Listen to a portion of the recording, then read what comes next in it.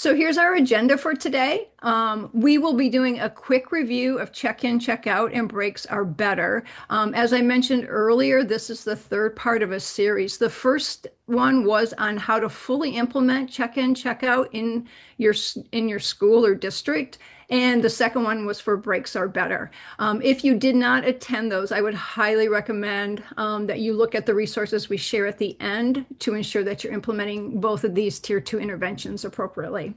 We are going to be talking about how to use the data we have to make decisions to verify problems and risks of students, and also how to use it to ensure students are making the progress that we want them to see.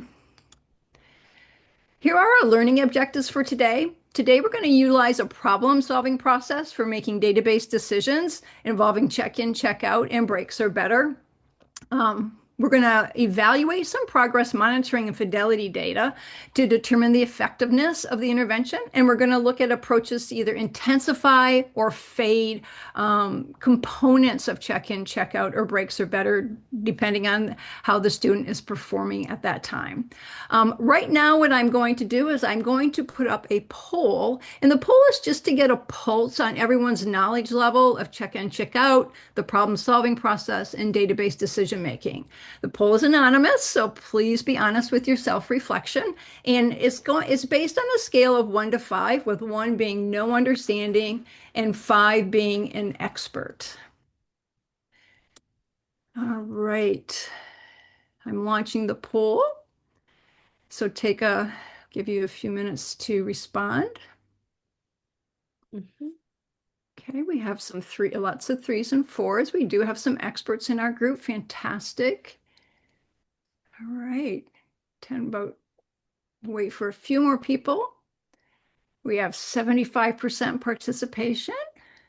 Great. I'm going to end the poll now and share the results.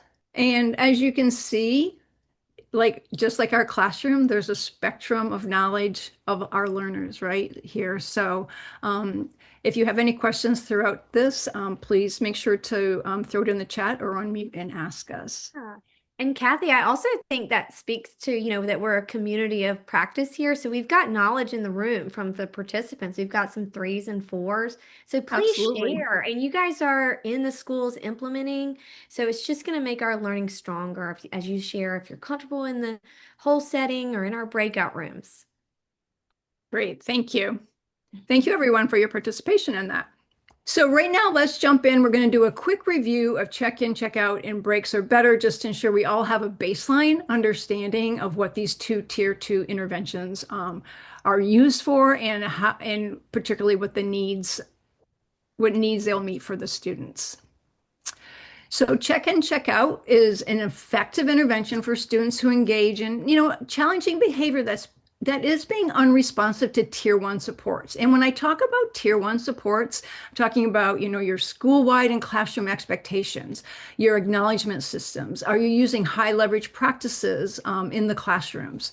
So if the student is not responding to these, check-in, check-out might be a good intervention. And it will provide the student typically is looking for some adult attention. And this particular intervention will provide the student with that adult interaction and acknowledgement that the student desires. The breaks are better is a modified version of check-in, check-out. But what this is going to do is provide specific breaks for the student throughout the course of the day in each of the classrooms or subject areas. And this is going to help the student refocus their energy on the classroom instruction and coursework so that they can get that work completed. So the goal here is to reduce the amount of avoidant behavior that the student has. So let's take a look at the process for check-in, check-out. Here is your daily cycle that you will have for the student. The first thing is every morning that student is going to check in with a mentor. So ideally, we want the mentor to be someone the student has a positive relationship with, or maybe there's some similar interests. The mentor should remind the student of their goals for the day and the steps that are required to accomplish them. The student's then going to take a daily progress report, which is either a form or a Google Doc or whatever you decide to set that up. And they're going to carry that throughout the day to all of their classes. The daily progress report, or DPR for short, the benefit of this is it's a communication that you can send home to parents or guardians to let them know how the student did for that day. And it's also how you're going to capture your progress monitoring data on the student as they develop throughout the day. Then at the end of the day, they're going to do an afternoon check-in with the mentor. And here's where the student's just going to sit down with the mentor, and the mentor's going to provide some feedback to the student. Positive feedback, did they do a nice job? Or we might have to do some corrective feedback if, that there were some challenging moments in the day. I also really hope this is a time you allow the student to have a voice and to let them share how their day went, and what their perspective was. Maybe if they didn't do well in a particular classroom, what is their perspective? What do they feel the issues are? So that you can help build from there. And then you might have some kind of a reward system for them meeting either a daily point goal or maybe a week goal. Now, remember, the rewards don't have to be tangible, right? They could be some positive feedback. They could be moments when you just sit and talk with the student. You're giving them some very positive reinforcement. I had a little guy that I worked with in 5th grade, and he was an expert on black holes. He had watched every YouTube video that was out there on black holes. And his reward was just to spend about 3 minutes with me discussing everything he knew. And I just had to nod my head and agree, that he was very knowledgeable about it. So think about that also from a reward. And then we're always going to send some communication home so that everyone is aware of, the performance of the student for the day. Here's a nice visual that once again goes through the daily cycle: the morning check-in, instruction and feedback, afternoon checkout, and the home check-in. Let's talk about breaks are better. The first 7 steps are exactly the same. The only difference with breaks are better is that you're going to build in breaks for the student throughout the course of the day. And the standard, if you look at our breaks are better resource pack, it's usually 3 breaks for 2 minutes each during the day or during each class period that the student has. Now, the key thing with this is that you're going to have to ensure the student knows how to ask for a break, and you need to know what that break is going to look like, what activities are they able to do, and for how long. And it's also going to be extremely important to ensure that all the teachers are on board and understand how to give this child a break, or maybe you might have to deny a break for a little bit if it's not being asked for at the appropriate time. Remember, we just can't ask our teachers to go forth and implement without providing some training and resources and supports to effectively implement these interventions. Carolyn, did you have a student at one point that you use breaks are better for that you had success with? Yes. So yeah, when I'm, a lot of this is making sure we're picking the right intervention for the student's needs. So I had a student in my classroom who was engaging in some task avoidant behavior, like was she was needing to go to the nurse a lot. She even was getting frustrated and snapping a pencil, right? And so this was a case of, she was, in my head, I call it mathitis. But she was trying to get away from the work. She was having academic frustration. So by using breaks are better, I was letting her be able to take these small breaks during the class to be able to, come back and re-engage in the work. As opposed to another student I had, and I've changed their names to keep everybody's confidential, but Ava she did not have any problem with the academics, right? She was having trouble following the expectations of the school building. And both of these students were struggling with just tier 1 supports, right? So we had an incentive system and they weren't able to earn the incentive system. So we needed to find something else that would work. And for Ava, that was the traditional check in, check out system because she needed extra help to be able to demonstrate those expectations. Great. Thanks for sharing. Those are Yeah. great examples. And here's a nice chart for those who are more who like charts visually.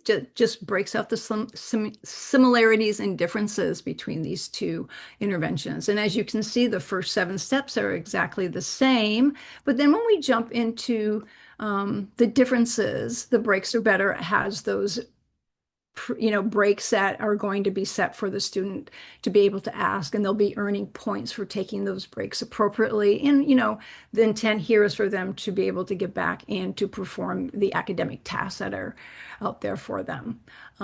So right now we are going to do another poll. This was just a really quick review of these two interventions. And remember, we want to use check in, check out for those attention-seeking behaviors, and breaks are better or more for the avoidance. So I'm going to put a poll up with some very short student scenarios, and you're going to determine whether check in, check out or breaks are better would be a better fit for an intervention for these students. Kathy, we also have a comment from Richard saying that he currently has a student who's thriving from both of these, needs adult attention from check and check out, and has identified some key times of day that were triggers for the student. And they Awesome. allow that student access to short breaks before those times, and that has increased more of the desired behavior. Perfect. Thank you for sharing. Yeah, so great to hear about what's working in the field. Keep sharing, everybody. Thank you. Now, as you know, when we choose an intervention for a student, it is based on the specific needs of that student. So these were just quick, short scenarios. We may not have had all the information we needed, but we're looking, just briefly, are they avoidant or are they, attention seeking? So Jordan, the first one was more attention seeking, like for his friends and, getting up and looking for that sort of information. So check in, check out might have been a better option for him. Nicole's avoiding work by going to the bathroom, so breaks are better. That would be an avoidant behavior. Patricia is constantly calling out without raising her hand. That's an attention-seeking behavior, potentially. So once again, and we're going to talk about this as we go through the presentation today, right? Making sure we're looking at all the data so that we know the specific needs of the students. And then lastly, we have Jennifer, who's just putting her head down and avoiding doing any work at this time. So great. Awesome job on that. Thank you. So that was our quick review. And now let's jump into the database decision making. So we're going to be talking about your database decision making teams and how they need to engage in, a structured problem solving process. You're going to utilize assessments. You're going to do some collaborative teaming to make sure you're making group decisions. And you're going to make sure that your team includes specific experts who have knowledge of the students that you're talking about. The database decision-making team, and you might call it a PLC team, you might call it an RTI team. They have many different names, but always should employ a problem-solving process to identify and address specific needs for a student. This is the 4-step problem-solving model endorsed by the Tennessee Department of Education. We're going to define the problem. What do we want the student to do? But remember, we also want to know what is the outcome? Like, what is the end result? Where do we want that student to go? We're going to analyze our data. And this is such an important step that sometimes gets breezed over maybe a little bit because we want to jump to that implement and help our student, but we can't help them until we've analyzed the data and really determined why is that problem occurring. And once we've made that decision, we jump into implement and we can put an intervention and support someplace for the student. And as you can see, this goes round and round. We're going to evaluate how we're doing. And if it's not working, we may need to go back and redefine and analyze again. We are going to drop some links in the resources on the problem solving process and database decision-making teams. So when you're using check-in, check-out, and breaks are better, you're constantly going to be evaluating if it's working effectively. And if it's not, you may need to go back and, make changes to the intervention for that student. So it's important in your team that you're using a team-based approach when making decisions for students. We don't want a single sole person just making that decision. We want everyone to be evaluating all the information.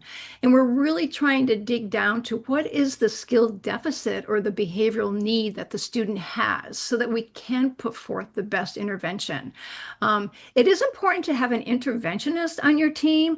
And an interventionist could be a couple of things. We might have somebody who does, very knowledgeable interventions for students, but we also need to have somebody who is able to analyze data, and not just deliver intervention. And when we talk about data, there's a spectrum of comfort of how people feel looking at it and analyzing it. But it's important that you do have somebody on your team. So right now, I would like to know about your database decision-making teams or PLC teams at your schools. Who on your team analyzes that data? Who collects it, puts it in a format, analyze it? I don't want the person's name. I would just like you to drop in the chat the title of the person on your team that's responsible for that. I know schools have a variety of names for, different people, but it could be a teacher. We have the assistant principal, a lead coach, absolutely, behavior and equity coach. See all the many different titles. Behavior specialist, school counselor. Yeah, so see, it's a whole range of different people. So it's somebody, who has that knowledge and comfort level of being able to do that. Fantastic. Thank you for sharing. Intervention lead, data collection specialist. I love that there is an actual data collection specialist. We did not have that at my school, and I think that would have been awesome to have that. Somebody who can really focus on all the data. Pre-K teacher, yeah, you might have a teacher that's a whiz, right, at being able to evaluate data and really look at it and look at trends and patterns and all of that. Fantastic, thank you. This slide that I'm showing is a tool that we have available, and we'll be dropping in the chat the link to this. But this is an example of how to compile a catalog of all your tiered resources. Schools typically have this completed for academics. So you can see it has tier 1, tier 2, tier 3. So it shows you all your resources that you have. But do you have this for behavior? So that's something really for your teams to consider. Do we have a resource that our teachers can access to see what we have available to support them? One of the things that, when we talk to teachers, they're overwhelmed with behaviors in their classrooms, and they're overwhelmed because they think they don't know how to handle them, or they don't know what resources are out there. Where with academics, that's pretty, been like when you look at reading, we have our reading interventions that are in place. So really give this some thought as to what can we build for our schools. I would like you now in the either in the chat or just on the screen, give me a thumbs up or thumbs down if you have a tool similar to this that you use for behavior as a resource to show all the resources you have for all the tiers to support students. So a thumbs up or a thumbs down. Good. Yes, Richard, great. Okay, use the PBS as a resource for interventions, awesome at each tier. Okay, we do have one thumb. So this should be maybe an action item, as we move forward in thinking about what can we put together as a resource out there, and really take a look at everything you have in your district and what's working, and make sure it's in a central place for everyone to be able to access. Thank you for sharing. Yeah, and Kathy, I was also thinking this is a great way for teachers to look in and see what they have, and that way, they see some of the criteria or who each intervention is best suited for, what needs. Yes. So I just think this is a great resource. Yeah, fantastic. So the very first step of the problem-solving process is define. And universal screeners are one way to begin identifying students who may need additional support, but we're also going to pull in multiple sources of data when identifying students who may need intervention to verify their needs. It might be necessary for your team to determine what sources you're going to identify students who show challenging behaviors. And that goes back to that form we just showed you. What are some things that we can start pulling out, what assessments? So in the define stage, we really want to know, what do we want students to know and what are they able to do? We want to define the problem or the goal. With behavior, the expected goal of outcomes not always clear. It's so easy if you're doing oral reading fluency, right? That student needs to read 68 words per minute at the end of, middle of second grade, maybe. That's not so much with behavior. So that's something as a team you really need to sit down and you need to look at each grade level because it needs to be, your goals need to be developmentally appropriate. If you're talking about talking out, it's going to look much different in second grade than it is in sixth grade, right? Because those little ones that, they have to talk out. They can't be 100% perfect there. So that's something to think about. What are your expected outcomes at each of the different grade levels? And it's going to always be important to gather some baseline data on how often you see the negative behavior occurring so that you know where to go to set the goal. And we're going to be talking about that much more in depth in the second half of this presentation. So let's remember no single data point or data source should drive decisions about intervention. We always have to use multiple sources of data. And when we're looking at behavior, what sources are you using to evaluate the behavior of your students? Here's a list, not fully comprehensive, of some of the areas that you can pull information from. You can look at office discipline referrals, behavior screening, attendance records, student observations. You could talk to the parent, you could talk to the student, right? Do you have any interest surveys? Right now, I would be interested to know at your school, what are some of the key things that you use for behavior at your school to assess students and how they're doing? Just drop it in the chat so we can sort of see. Okay, we use the school-wide system. Awesome. Any other data sources out there that weren't mentioned? All right, we're going to be talking more about this as we move forward. Okay, student management system. That seems to be a big one these days. Teacher referrals. Okay, great. Day-to-day. Oh, that's interesting. Okay. Day-to-day behaviors may not be reported. Yeah, I mean, with behaviors, right? A lot of times it's like looking at patterns and trends, patterns of the student over time. One of the people when I was looking at behaviors for students I'd love to talk to would be our specials people, like the art and the music teacher, because they would see the students over time. I was in a 1 to 6 school, and so they saw those students from first grade to sixth grade, and they would be the first ones to notice if there was a change in behavior for those students because they knew the students, right? Thank you. Thank you all for your input. So now we've determined students at risk, we've verified that risk, and now we're going into the analyze stage. So the major goal of this stage is we're really going to look at all that data that we have to really define the student's problem. We really want to get down to why is that problem occurring and be able to identify the root cause of the problem. What is the underlying need of the student that's causing this particular behavior? We're going to look at our diagnostic. We're going to look at survey level data, right? We're going to look at all that data we just talked about. We need to consider, how do we determine the root cause of the problem? What skills are needed to resolve the problem? And remember, we always are developing a comprehensive student profile. So we want to look at both academic and behavior skills of the student because we know one can drive the other, right? Do they need support in academics also to help from the behavior side? Particularly if you have that avoidance student. If they're always leaving during independent reading or during a writing session, we need to look a little deeper into that as to why are they leaving during that particular point in time. Because there might be some multiple skills that also might need to be addressed. Here we're going to talk about some drill down assessments, and we are going to drop a link to a fantastic resource that walks you through the drill down process. But once again, we're really looking to identify specific strengths and the needed skills of a student. And I love that this slide talks about the skill-specific strengths, because often, we get so in what can the student not do, what can the student not do. But when we look at check-in, check-out, and breaks are better, if we look at the strengths of the student, that might be something that might be a motivating thing that we can use for the student, right? As that intangible reward for them. And we always want to be looking at the environmental factors that influence a student's performance. The environmental factors could, be something that we could maybe easily change for a student. So that also needs to be taken into consideration. So let's look at an example of how to drill down to determine a specific behavior. This example looks at a mock school that does use a universal behavior and at a school that doesn't. In the example on the left, database decision-making teams are using a universal behavior screener.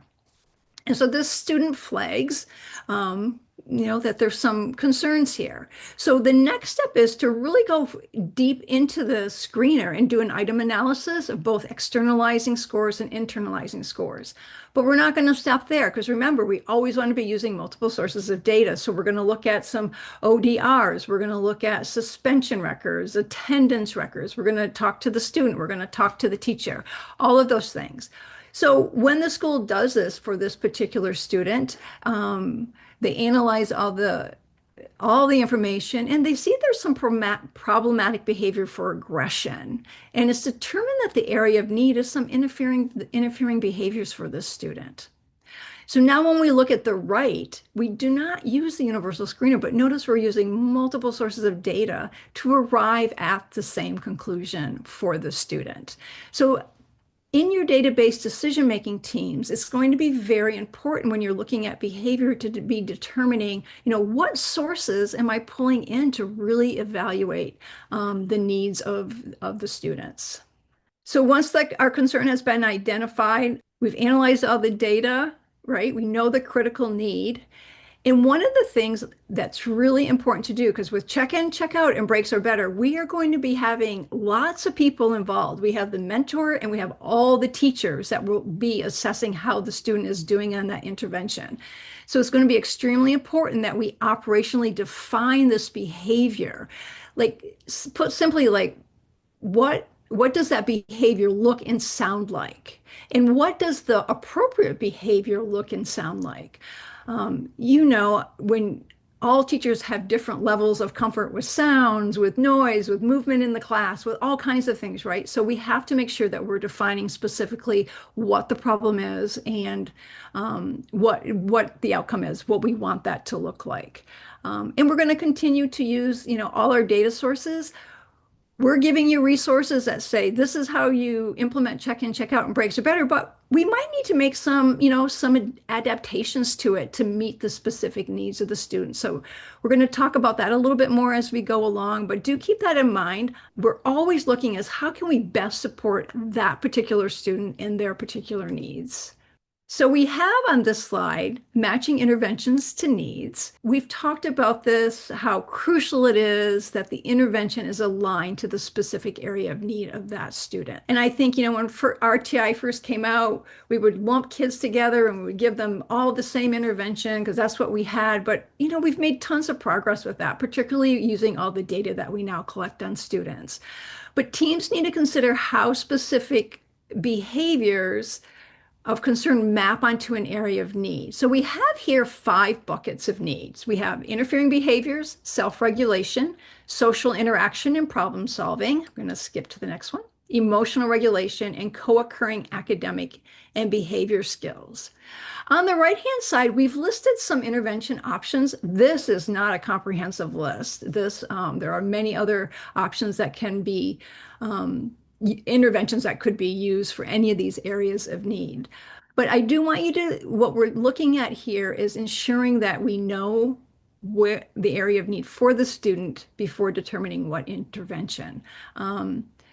So for example, in the interfering behaviors, we do have check-in, check-out, but interventions like check-in and check-out, breaks are better, could be used in any of these areas, right? So this is just a guideline. We are dropping in the chat a resource on matching interventions to need, which is a little bit, goes a little bit deeper than these 2 slides here do.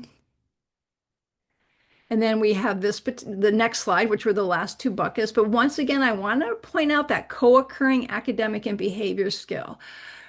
Remember, when we see a child acting out and having specific behaviors, we also need to be pulling in academic information, looking at that alignment of A, academics, and B, behavior, to ensure that we're looking at all the needs of the student and making sure we're addressing wherever the problem may be.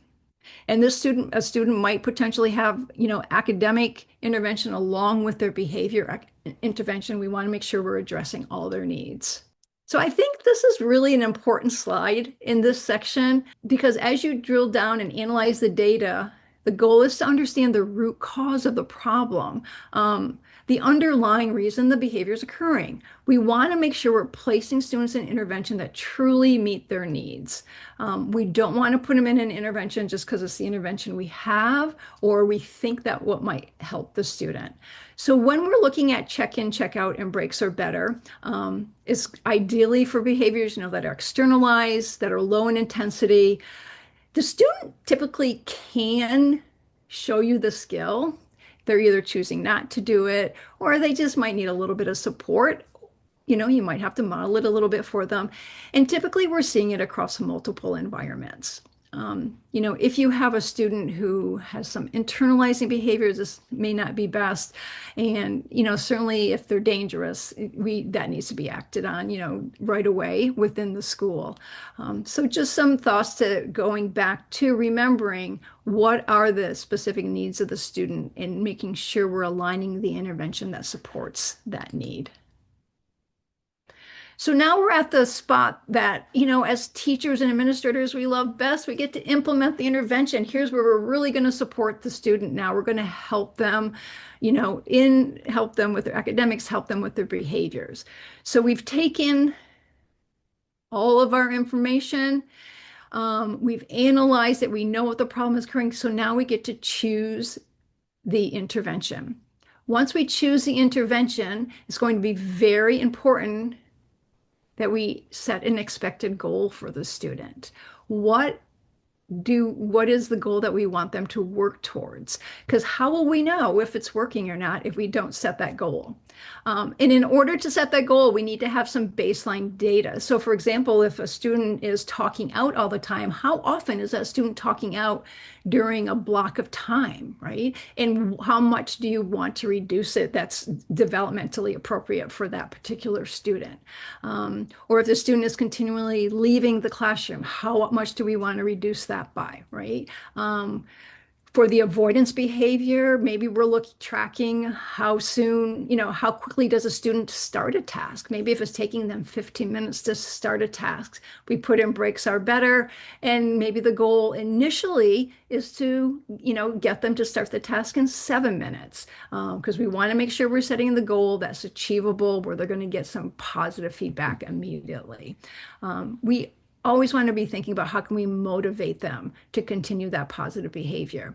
And then we've chosen the intervention, we've set the goal. We have to think about how are we going to progress monitor it. Now, we do have our DPR for check in, check out, and breaks are better. That is great for using, but we also will be using multiple sources of data. So we also have to think about what other information will we be pulling in to evaluate, how the student is doing. And of course, we always have to look at the fidelity portion of that. So once again, we have carefully considered the student's needs. We're matching the area of need. We're adjusting potentially the environment. That can be a very easy thing to do for a student. That can make some great supports for them. We might want, we talked about this earlier, some small adaptations to the intervention. How can we best utilize our time and group students together? So one of the things, let's go back to number 3, adjusting the environment. Some of the things we can do, for example, if I know a friend is constantly talking, maybe he's sitting next to his best friend, should I just rearrange the seating, right? To help get him away from there so he doesn't feel he needs to turn and talk all the time. So really evaluating what's going on in the classroom from that standpoint. We're going to do a chatterfall.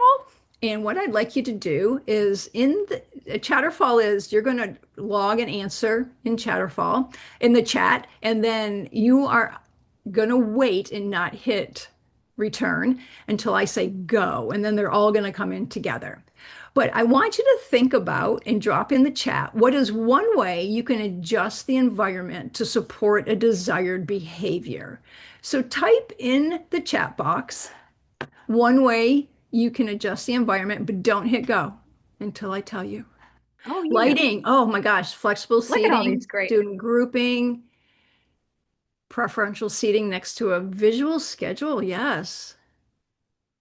Individual student needs. Oh, a cool down and safe space. I think that is becoming a very, more of a common thing out there now. Visual schedules. Yeah, anything that can help calm the student, make them aware, of what's going on. They know what to expect, having, appropriate routines in place. Thank you. Those are some fantastic ideas. So to ensure our interventions are unique to that specific student, right, to the needs of the student, we may make some initial intervention adaptations. And, these are not big. These are just some small changes we can make to make sure that the intervention we're putting in place is meeting that specific needs of that student. So as you can see, there's a list of some different things you can adapt within the check-in, check-out breaks or better. The reward type, we've talked about that a couple of times. It could be it's something tangible, but it doesn't have to be. It could be intangibles. It could be some positive feedback. It could just be some conversation with the student. It's just making that connection with the student. Caroline, I think you had you had some ideas of adaptation you had done in your classroom. Yes. So, I was in a middle school setting, and so one of my students who I said we implemented breaks are better for, who was, demonstrating, pencil snapping, was academic frustration, trying to go to the nurse, avoiding. Um, that student also, we needed to layer on academic support too, think about the tier one supports that we had in the classroom, because clearly he was becoming frustrated and needed a little extra help. So we had to think about access points and giving him some extra support. But additionally, we need to think about our materials because this student, one couldn't keep up with their daily progress report, and two needed some more privacy when they are going to be talking with the teacher. It was a little bit too, out in the open and clear that someone was doing a point sheet. So what ended up working was having like a Google Doc that the student could come over to the teachers and reflect there so that it was more private. Another student, we also needed to layer on some practice with calming strategies for a different student who was doing traditional check-in, check-out. So that was pulling in some work with the counselor to help with those peer relationships that were actually like triggering some of, the behaviors. So really it just speaks to, knowing what your students need and really analyzing what they need and making those little adaptations, using all the data to just make sure that we're meeting what a student needs. Yeah, one of the other things that's really important, thank you, Caroline, for Yeah. your input on that, is the context for practicing new skills. How often do you hear from teachers, well, you say they're doing it in intervention, but they're not doing it in my classroom? So we really need to take a step back and say, are we looking at instructional coherence? Is what the intervention, is it aligning what the expectations are in the classroom? And are we working with the student to make sure we're generalizing that behavior into all settings throughout the school? And that might mean going into different settings and modeling and working with the student to allow them to know how to act appropriately in those areas. So really important that you're working closely and ensuring there's instructional coherence with all the interventions that you have in place. And then, of course, we always have to progress monitor, right? We always have to know whether or not the student is making progress. And so we're going to determine, and we're going to look at some really nice graphs and resources on progress monitoring in the second half of this. But once again, the progress monitoring isn't just going to be one source of data that you're pulling. You're going to be pulling in multiple sources. And it needs to be sensitive to some small changes, right? We're looking at, just looking at small increases for the students. And when you're setting that initial goal, it's so important to think, where can I set that goal to ensure that the student feels success? When you think of some of our students out there that are have behavior issues, think about their day all day long, like the negative feedback that they're getting because of their behavior. So we want to ensure that we're setting them up for success and that we're setting up goals that they can actually accomplish in a small time frame to get those rewards that, that they're looking for. We might need to consider making changes after we've looked at our data. the progress monitoring is going to drive that for us. We're not going to just say, oh, we're going to just put this in place for 6 weeks and let it go. We're going to constantly monitor and make sure it is being effective, because we don't want to lose that much time on an intervention if it's not working, right? We want to ensure that it's working. So the last element that you need to think about, we set the goal.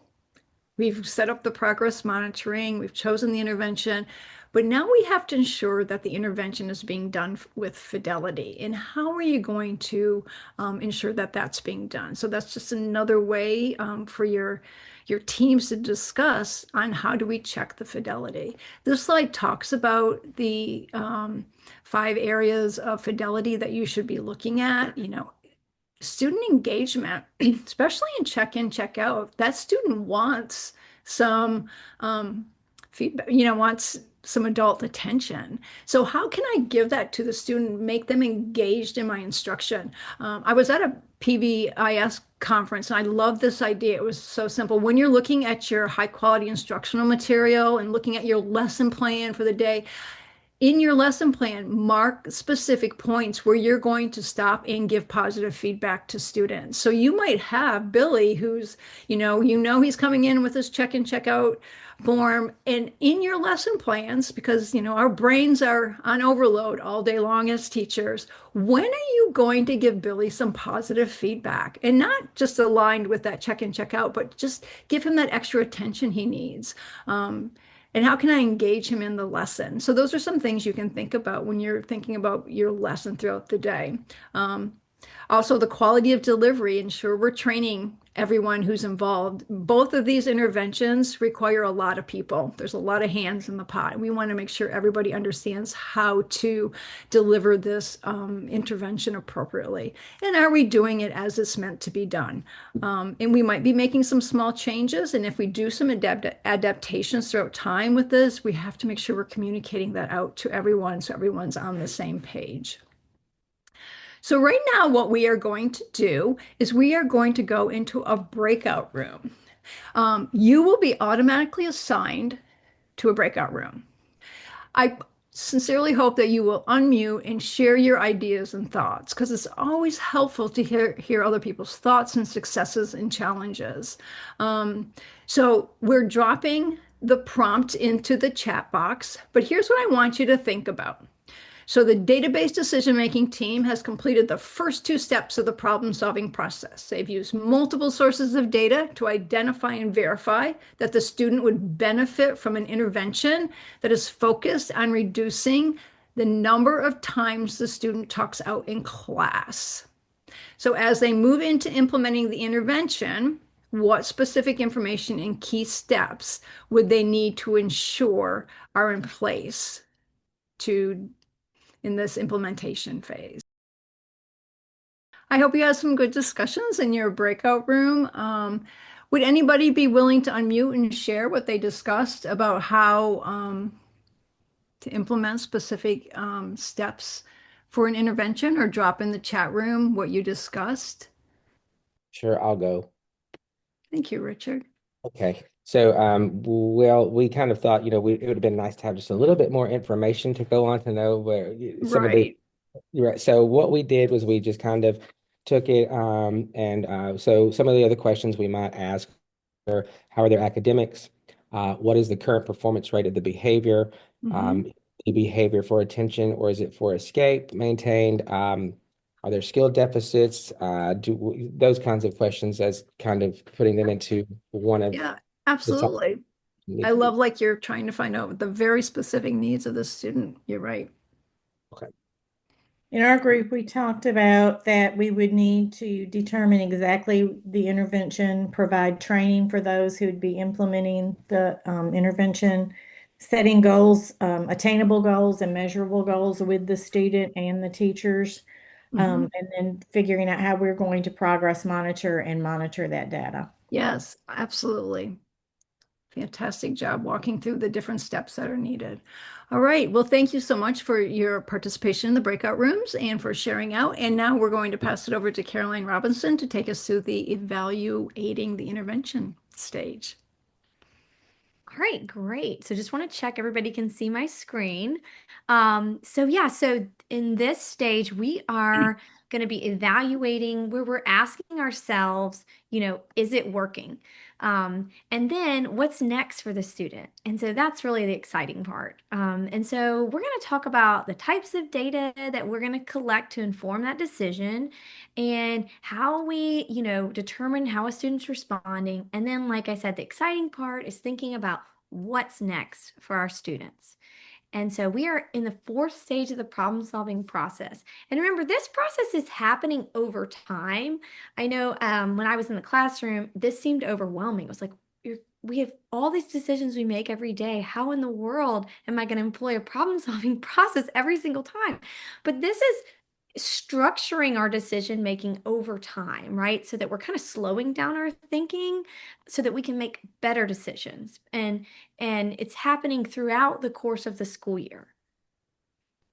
All right. So when we're in that evaluation stage, we're going to be looking at multiple sources of progress monitoring data. And then in some cases, we'll also look at fidelity data. So let's jump into progress monitoring data. What's the purpose of it?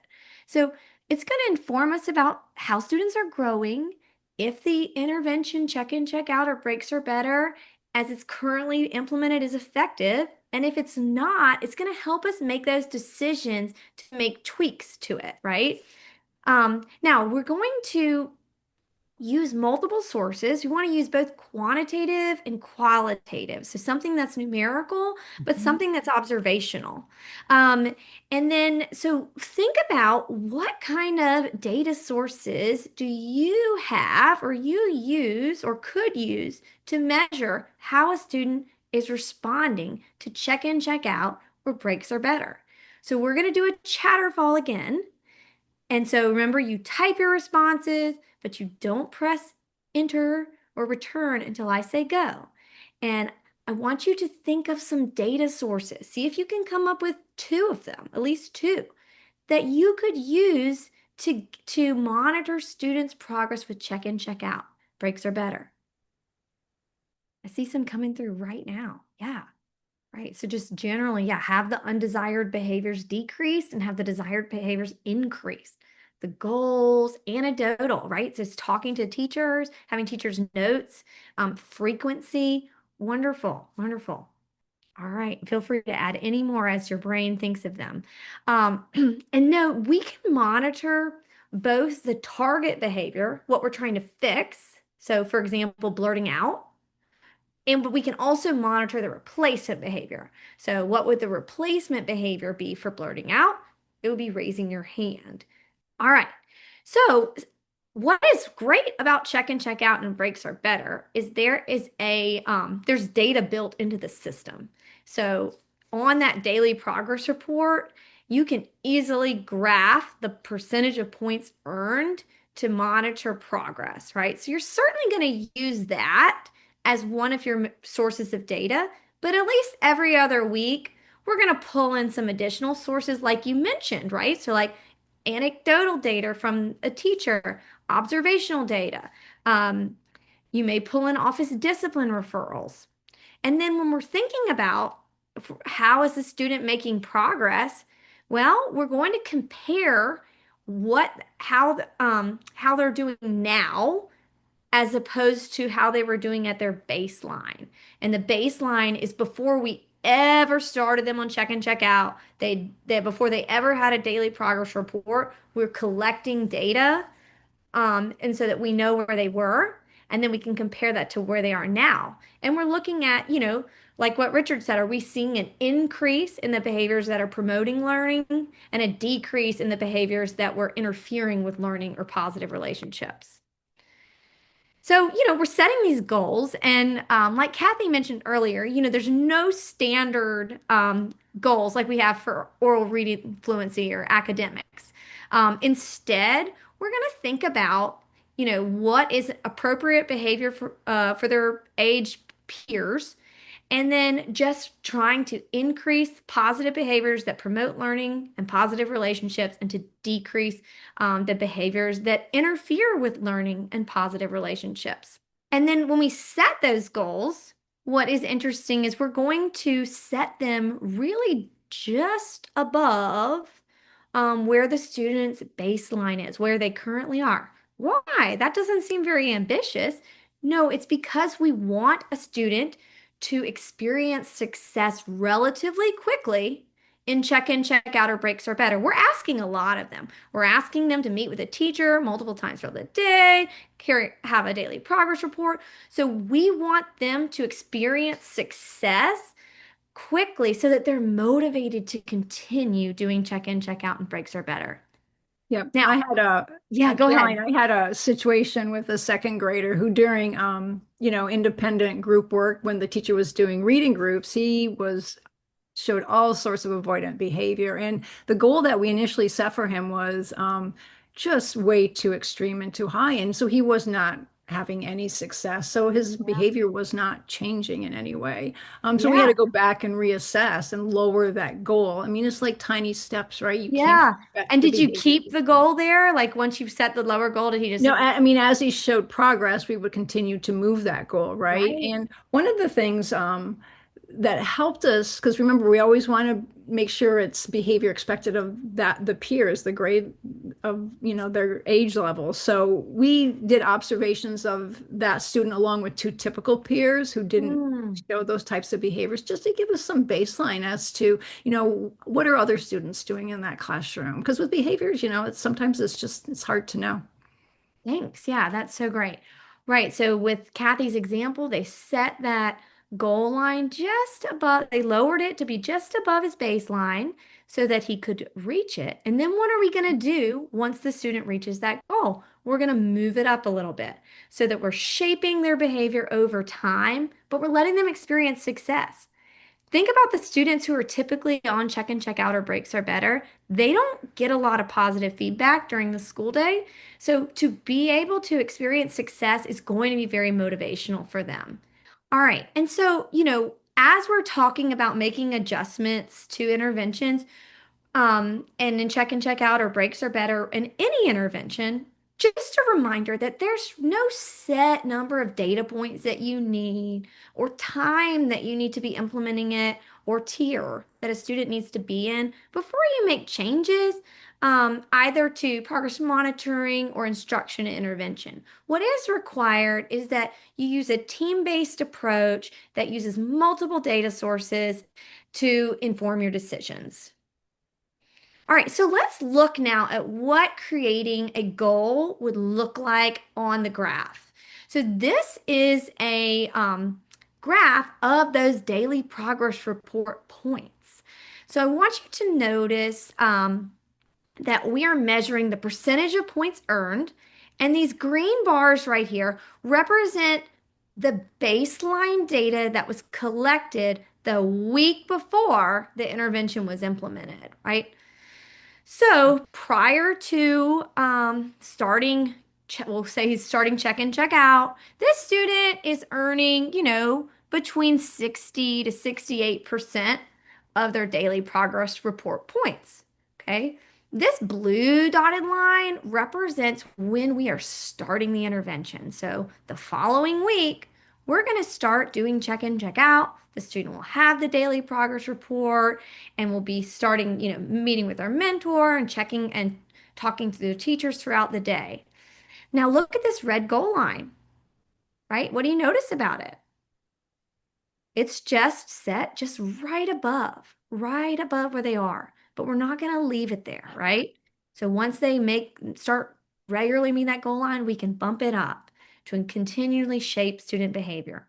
So I'm going to launch a poll right now just for a little check for understanding about reading this graph and setting goals and how we adjust them. All right, we're going to go ahead and end poll for the sake of time and share. Yeah, so right, the goal line is really set just right above where the students is. So we're really just trying to get this student next week to, 72 to 75%, right? Okay. And then we're not going to leave it there. We're going to think, okay, let's try to move it up. So we're going to make small adjustments over time so that we can gradually move a student towards those behaviors that promote learning and positive relationships, not towards perfection. We don't want anybody to be perfect, right? Especially students, they're children. We do not expect perfection. We want typical behavior for their peers and just to promote learning and positive relationships. All right, wonderful. Okay, so now let's talk about how you determine what outcome a student is showing from being in check in, check out, or breaks are better. I'm going to launch another poll. This is a matching, and I want you to match the outcome to the description because I know that you're familiar with this from academics. Okay, so yes, so it's the same as academics, where when we talk about a positive response, we're seeing adequate progress and we're seeing that a student is on track to meet their goals across multiple data sources.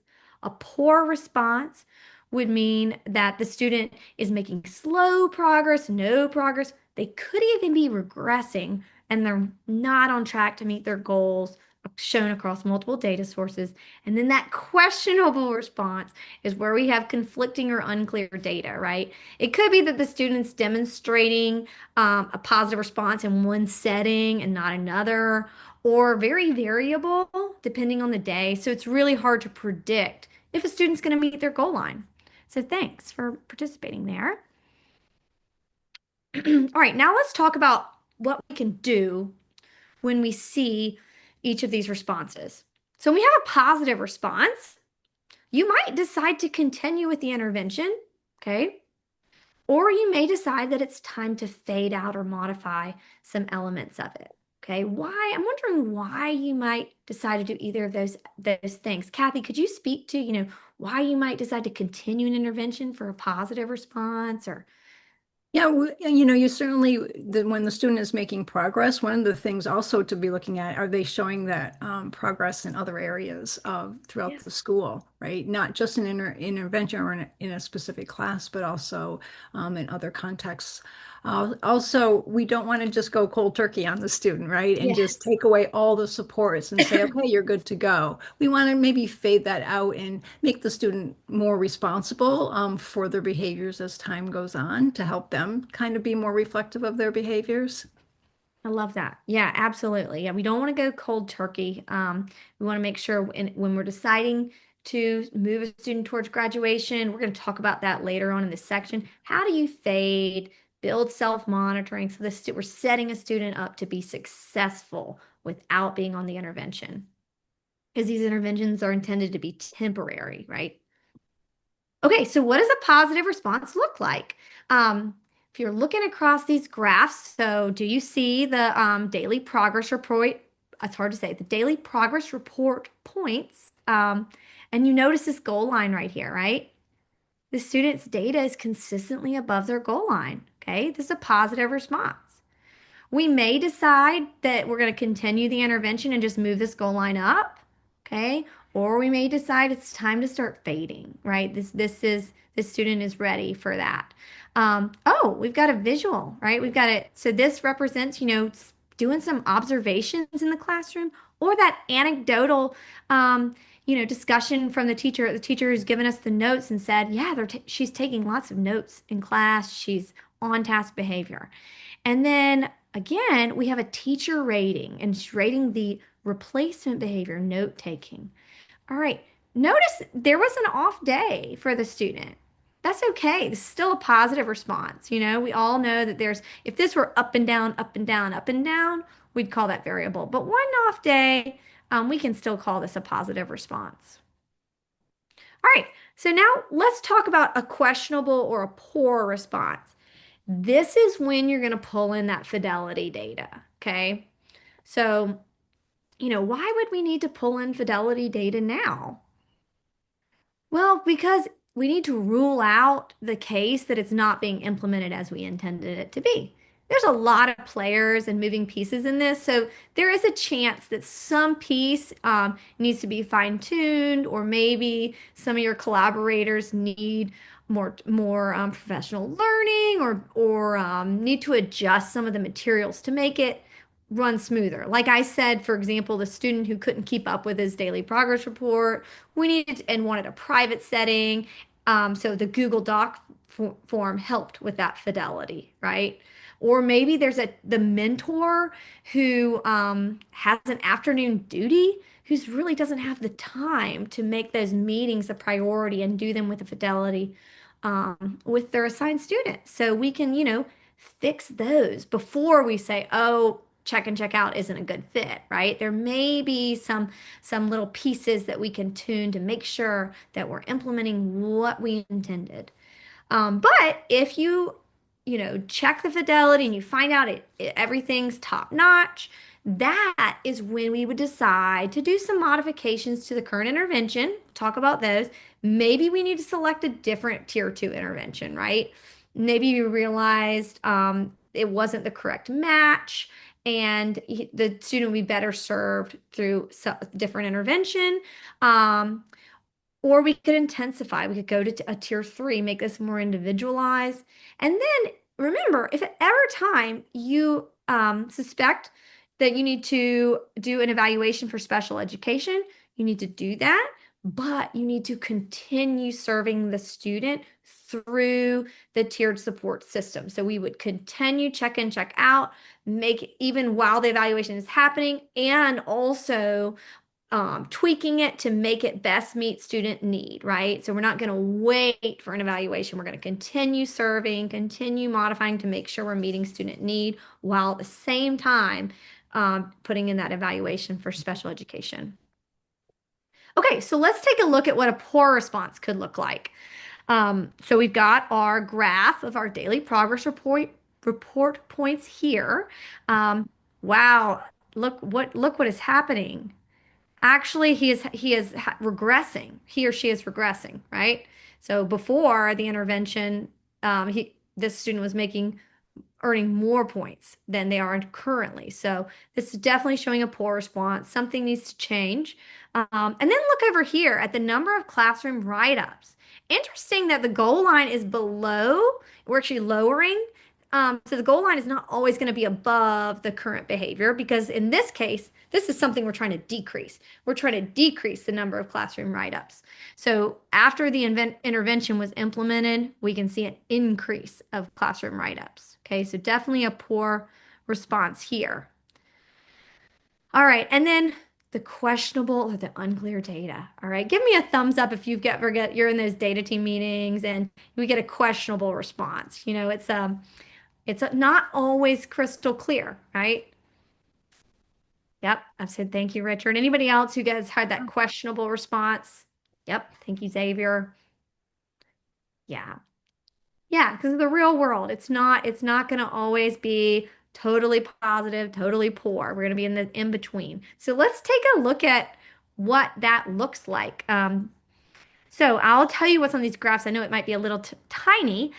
So these graphs are measuring the occurrence of the target behavior. Okay, so let's call it raising your hand, right? And this is, but look, they're both measuring the occurrence of the target behavior, raising your hand. But this rating was done by the intervention teacher, and this rating was done by the classroom teacher. Okay, and look, they are seeing totally different things, right? Yeah, Caroline, that's the time to think about your instructional coherence, right? With the Yes. intervention and make sure everybody understands what's going on and what are the expectations in the classroom. Right. Right. So it could be a coherence thing. And so if we just looked at the interventionist data source, we'd be like, wow, this student is having a positive response. This looks positive to me, right? But if I looked at the classroom teacher's rating, I would say, wow, this is a poor response. Okay. And then we have the check-in with the teacher's notes. This is our classroom teacher. You can tell that she is frustrated. So, that's like what Kathy was saying. We need to analyze as a team, think, why is this happening? Is it instructional coherence? Is it, something about the environment that, so how can we teach a student to demonstrate the behaviors everywhere in the school building? So this speaks to why we need to use multiple sources of data, right? If we only looked at the interventionist graph, we would say it was positive. If we only looked at the gen ed teachers rating, we would say it was negative. But the reality lies in when you compare all the data sources, right? And then you can get to, well, it's a problem of where a student is not demonstrating behaviors in both settings.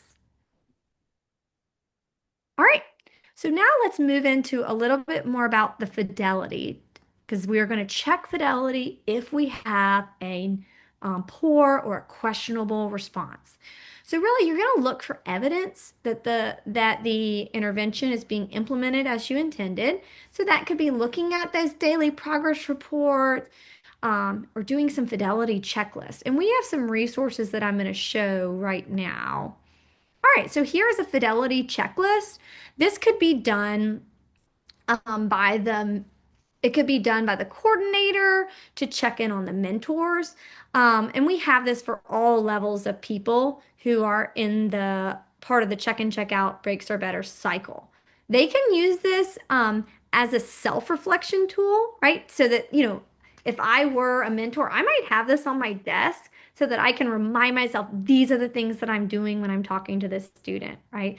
Or it could be an evaluative tool from, the coordinator to observe the mentor interacting with a student and then just provide some constructive feedback on how to increase the fidelity.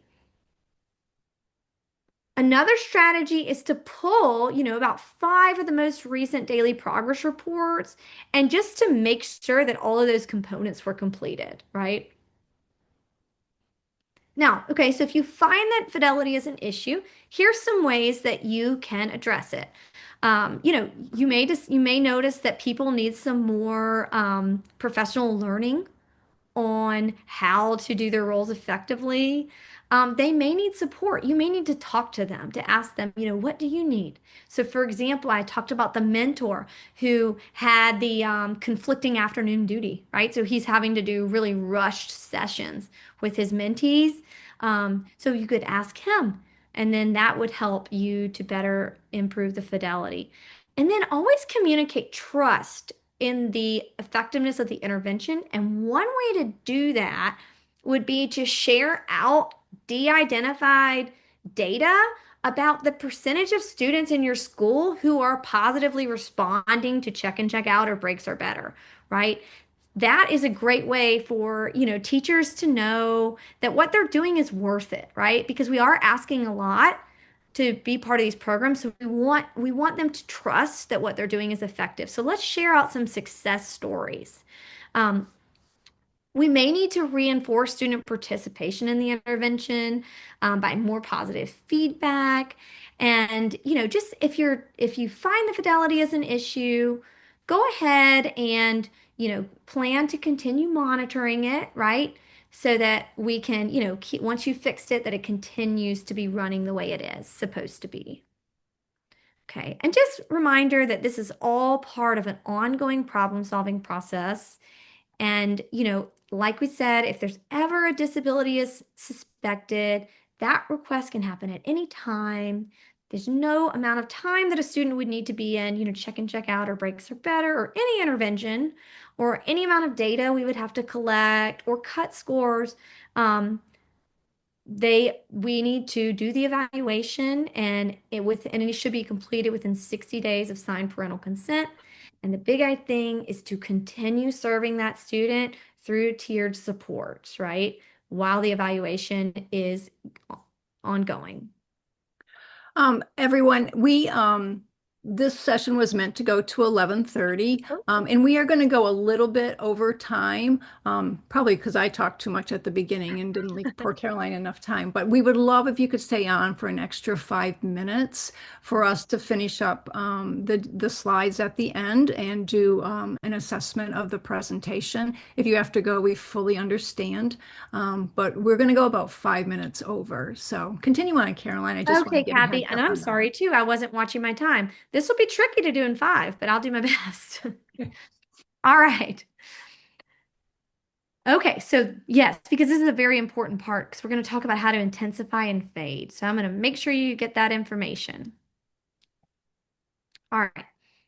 So when we're thinking about interventions, we can turn the dial up on interventions and we can also turn the dial down. When we decide to adjust the intensity, we want to use multiple data sources to inform those decisions. And let's make low effort tweaks first, right? You think about it like a science experiment. If you change too many things at once, you're not going to know what caused the effect that you wanted to see. Also, it's a resource efficient strategy for schools. If a larger change is needed, it may be that it's not the appropriate intervention for that student. And then, we're in tier 2, so we're thinking about groups of students. And so if you decide that one little tweak would work for one student, go ahead and think about if that would be beneficial to the small group as well. Okay, so some ways to increase intensity, and we're going to drop these in the chat for you to have. But you can easily, tailor the expectations on the daily progress report to be the specific behaviors that you want to see. So taking it from just like be respectful to like for example, one of my students, it was keeping my hands to myself and using kind words, right? So we're going to be a little bit more targeted about how we're earning points. You could also increase the number of feedback times during the day. So instead of a student meeting with a teacher every 2 hours, we could meet hourly. Also, I love the idea of a midday check-in with a mentor. That is a great opportunity for a student to reset. And also their points could reset then. So that way, if morning was off, shoot, you got another chance in the afternoon, right? We can come in fresh. And if a student might be more motivated by having a peer to come with them to go see their mentor or to have feedback with a teacher, those are all strategies that are not super high effort that could work for your students. Okay, how do we do it with breaks? Well, you could provide more breaks. You could increase the duration of breaks, or you could decrease the wait time that a student has to wait before they can ask for another break. So I'm thinking about my student Liam, who was getting very frustrated by math. When he would ask for a break, he was already like at a heightened emotional state. And so he needed time to relax, wind down, and take a break. So one intensification we did was we had to make the breaks a little bit longer to allow him time to regulate and calm down before he could take his break. All right. I do not think we're going to have time to do our breakout rooms, unfortunately. We'll put in the chat, what they were, so that's something that you can think about on your own at another time, or you could even take that back to your schools and work with it as a team. Think about those scenarios and along with the strategies to intensify the intervention, what could you do for that student? So thank you, Dia, for dropping that in the chat. Okay, so now let's talk about turning the dial down. Let's decreasing the intervention intensity, right? Because this is how we start to move our students towards graduation, right? We want these to be temporary interventions. So what could we do when we're seeing that positive response and we're ready to start fading out some components? We can increase the requirement for earning an incentive. So instead of getting an incentive every day, they may have to, it could be a weekly incentive, or we can move them towards a 3-weekly incentive. We can reduce the intervals that they meet with the teacher throughout the day, right? So maybe they were meeting after every class period. Maybe they're meeting after every 2 class periods. And then what's really cool is start transitioning to the student-led feedback sessions. And I'm going to talk more about that in a second, where the student starts rating their own behavior and we start incorporating some self-monitoring so that they're able to be aware of their own behavior. So when we incorporate self-monitoring, this is critical to do first before you start peeling back other elements of check in, check out, and breaks are better. We wanted to start self-monitoring because for a student to be successful, not on check in, check out, or breaks are better, we've got to build the awareness of their own behavior, right? For them to be aware of like when they're not meeting the expectation and so that they can make appropriate different behavioral decisions. So let's talk about how you do this. So you're going to kind of phase it in. So in phase one, if a student comes up to the teacher at the end of the period, what you would have is you would have the teacher would have a daily progress report and the student would have a daily progress report. And they're going to independently rate the student's behavior, okay? But we're just in phase and they're going to talk about it and see like were they in sync, right? Did they see the same thing? But we're still in phase one so that the teacher's points are what's actually going to count towards their goal. Now, once the student has been showing that they're able to, accurately rate their own behavior over time, now when the teacher and the student independently rate their behavior, the student's points count towards their goal. Okay. Once that is happening for a period of time, now we can start fading out some of those other components, right? Like reducing the number of times they're meeting with the teacher throughout the day, reducing or increasing the requirement for a incentive, and so on. So, like I mentioned, we're going to teach self-monitoring before fading out other components, and we're really going to be systematic about how we fade. So, for example, we had a student, this was before I was very well versed in check and check out and breaks are better. He was on check and check out. It was great. We were seeing what we wanted to see, the progress, but we never changed anything, right? We just kept doing it because it worked. And then summer happened. And then he came back to his next grade in sixth grade, and they didn't do check and check out. And it didn't go well. He went from full on check and check out to nothing, right? What we should have done, looking back on it, is once you're seeing that progress, we should have started pulling in self-monitoring and then gradually fading out the components, right? So that way he could be prepared to be able to be successful on his own. All right, so once again, I'm going to just put these practice activities in the chat. And you have the information about fading. And this is something that'd be great to do with teams in your building.